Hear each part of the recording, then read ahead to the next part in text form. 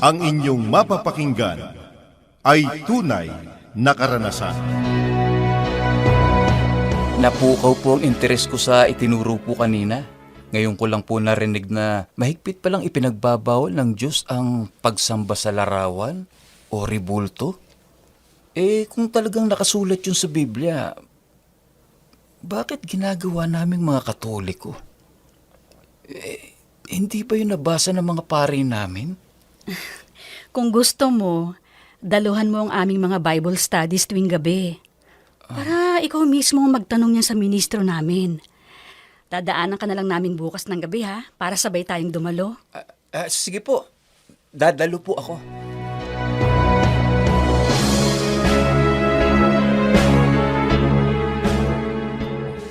Ang aking karanasan.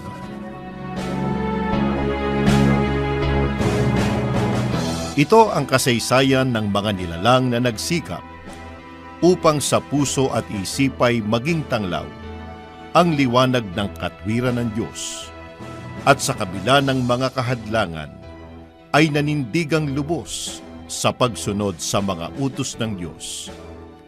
Nagsisilbi silang ilaw na nagliliwanag sa gitna ng kadiliman upang ipabatid sa madla na ang kautusan ng dakilang lumikha ang siyang dapat mangibabaw. Mga kaibigan, samahan ninyo kaming buklatin ang bawat pahina ng mga kasaysayang itinatampok dito sa palatuntunan. Ang aking karanasan.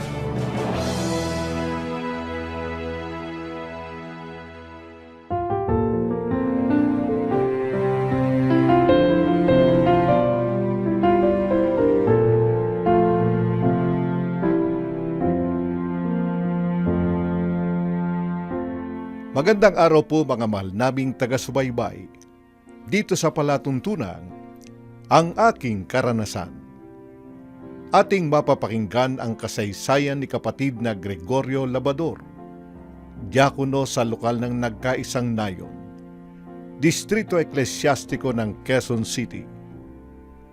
Marubdob ang hangarin niya noon na makapaglingkod sa Diyos sa kinagisnan niyang relihiyon dahil sa paniniwala niyang yaon ang tunay na paglilingkod.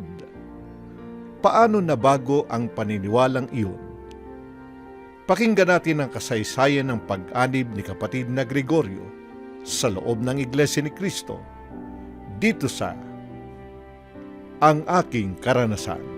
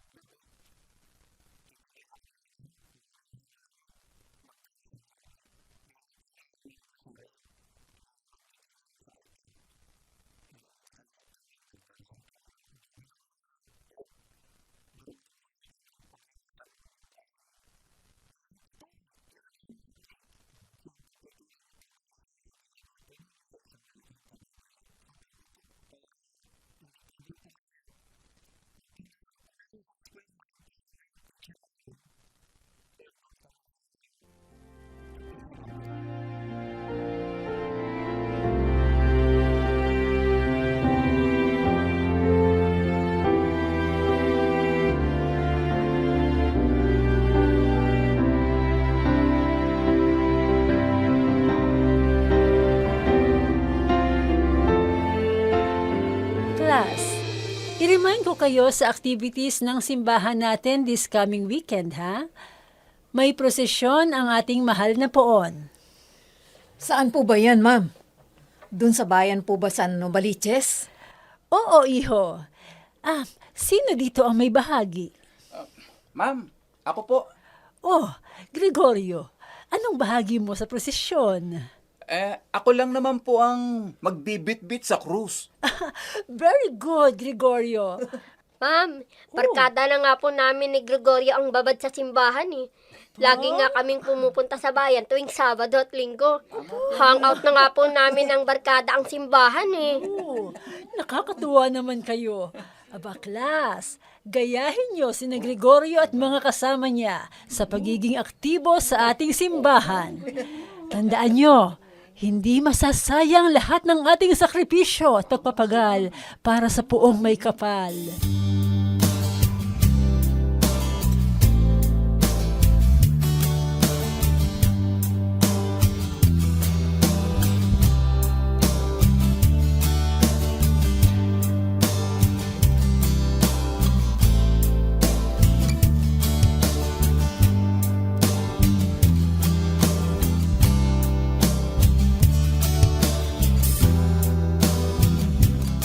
Pare, gusto ang braso mo?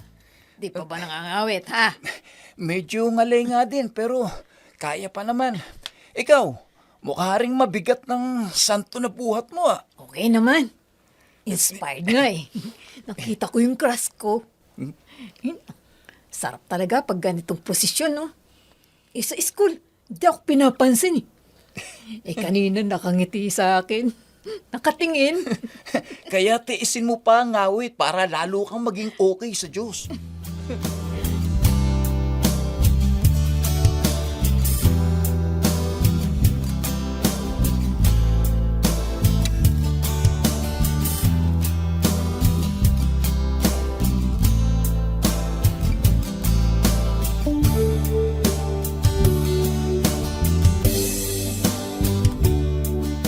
Ano yung ninunguso mo dyan, Greg? Yung itinatayong gusali. Ano kaya yun? Ay, yun o. Nakasulat sa signage. Iglesia ni Cristo. Parang malaking gusali ang itinatayo nila. Ano kayang meron dyan sa Iglesia ni Cristo? Ay nako, na-curious ka na naman. Sige ka, baka mahikayat kang umanib yan pag ganyan ka. Di naman sa ganon. Napaka-deboto ko kaya sa simbahan natin, no? Ito nga, buhat kong krus ng Panginoon. At di rin ako bumibitiw sa pagdarasal ko tuwing 6:00 ng gabi, no? Panata ko na yun sa kanya. Ako pa bang mahihikayat dyan?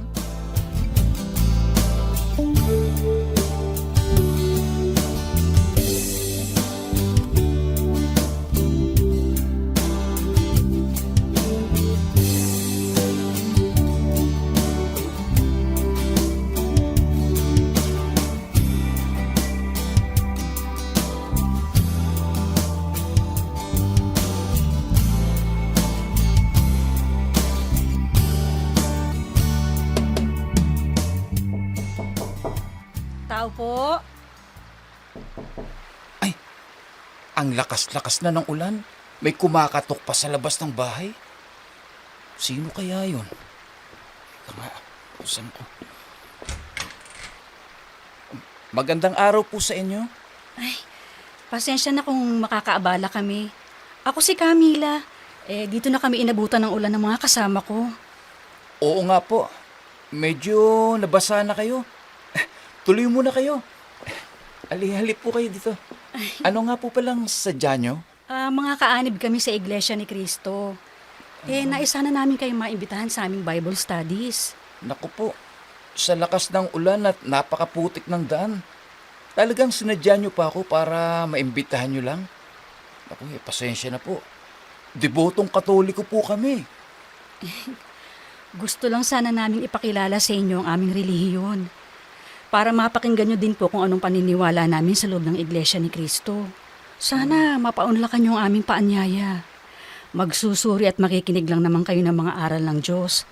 Hindi naman po ibig sabihin magiging kaanib na kayo sa Iglesia ni Cristo. Tsaka ang pag-anib po sa iglesia ay hindi po sa pilitan, kundi nasa sariling kapasyahan po ng tao. Sambahan niyo po ba yung itinatayo doon sa nadaanan namin sa kabilang kalye? Ay, opo, yun nga po yung hindi naman kalayuan dito sa inyong lugar. Napadaan nga po kami sa tapat nyo nung nagpo-procession kami nitong Flores de Mayo ng simbahan. Na-curious talaga ako sa kung anong meron sa Iglesia ni Cristo. Kailan at saan po ba yung ipinag-aanyaya nyo? Meron kaming pagsamba tuwing Huwebes at Linggo sa pansamantalang pinagsasambahan namin. Doon sa may General Louis Street, itong darating na Huwebes, pwede kang dumalo sa umaga ng alas 6 o kaya naman sa alas 7 ng gabi. Susundin ka namin? Sige po. Susubukan ko pong sumama sa inyo sa Huwebes ng gabi. O sige, Lunes pa lang naman ngayon eh. Ire-remind ka namin sa Miyerkules, ha? Opo. Bilib naman ako sa pagpupursige nila. Kahit tag-ulan na, lumalabas pa rin sila ng bahay para ipag-imbita ang relihiyon nila. Nakakahiya tuloy tumanggi. Total, mag-uobserba lang ako. Makatutulong siguro ito para masagot na rin ang curiosity ko tungkol sa Iglesia ni Cristo.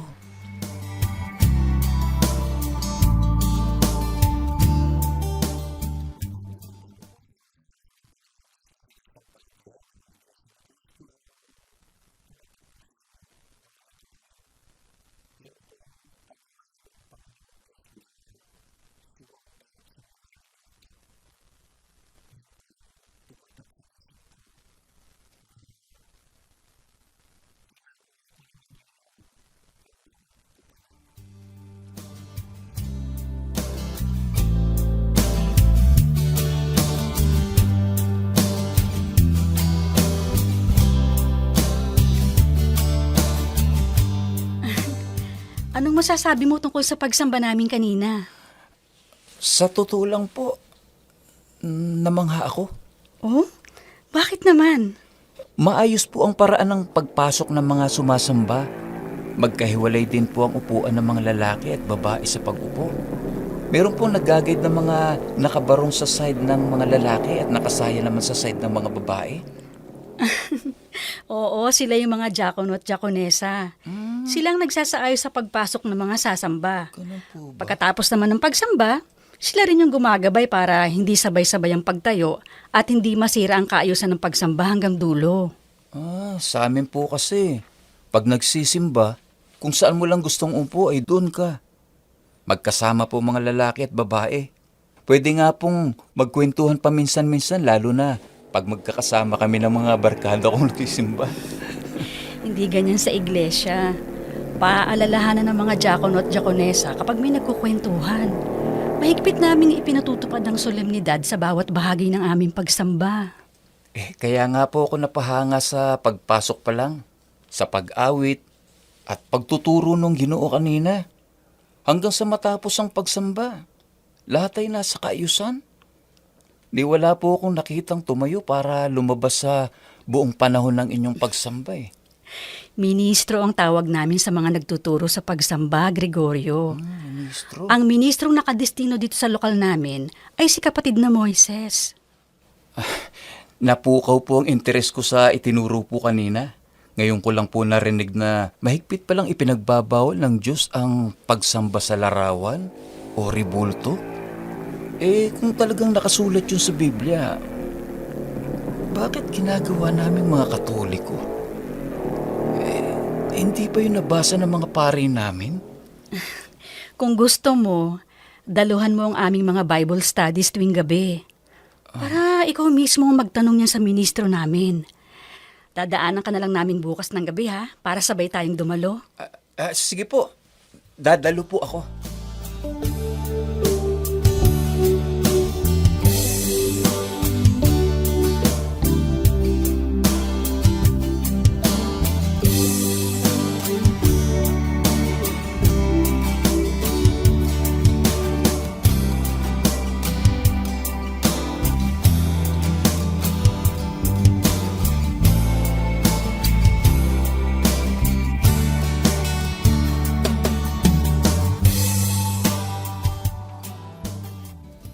Wala sa Biblia ang mga itinuturo ng ministro.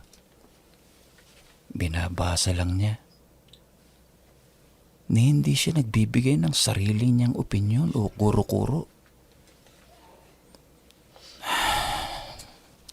Sinasagot ang bawat tanong batay sa nakasulat sa Biblia.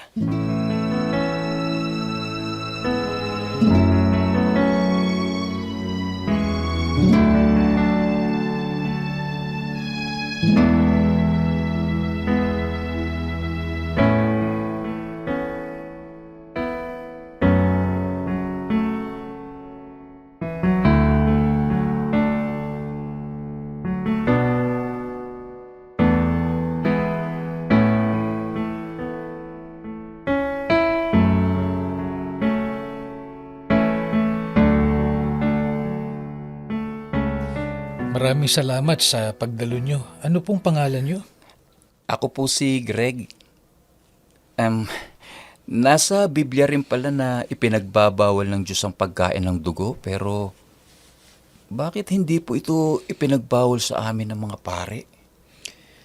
Basta ang lahat po ng mga aral na itinuturo sa loob na Iglesia ni Cristo ay kung ano lang ang nakasulat sa Biblia. Hindi kami nagdaragdag o nagbabawas. Wala rin kaming iniimbentong aral. At sana ay makasama ka pa namin sa mga susunod para masuri mo pa rin ang iba pang mga aral ng Diyos na aming sinasampalatayanan.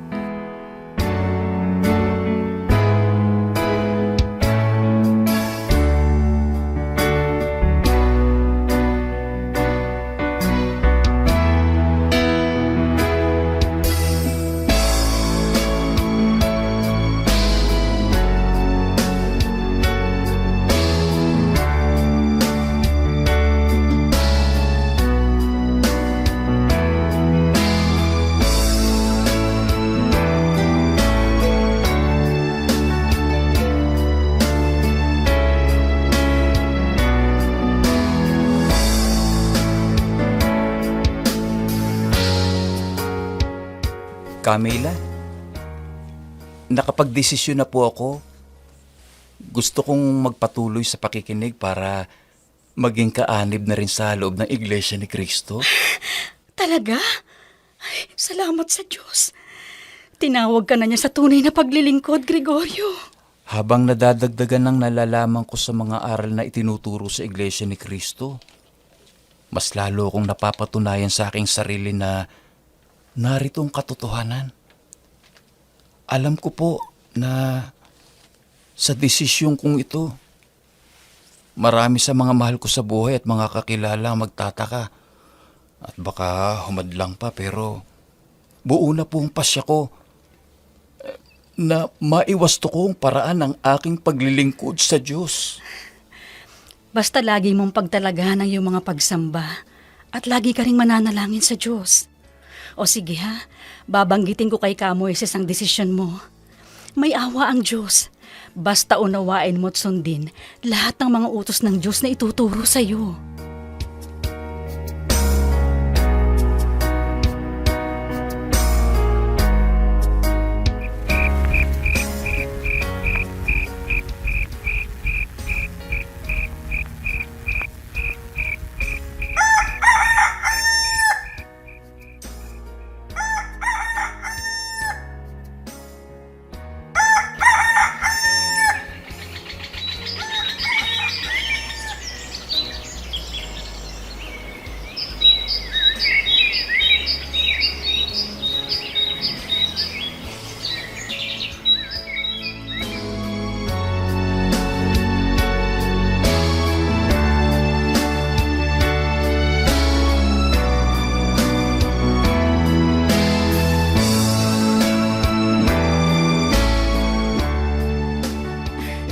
Sa wakas, bautisado ka na.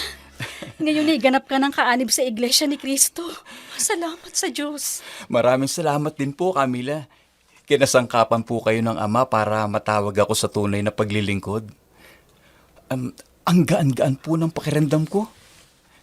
Nailibing na sa bautismo ang mga kasalanan ko.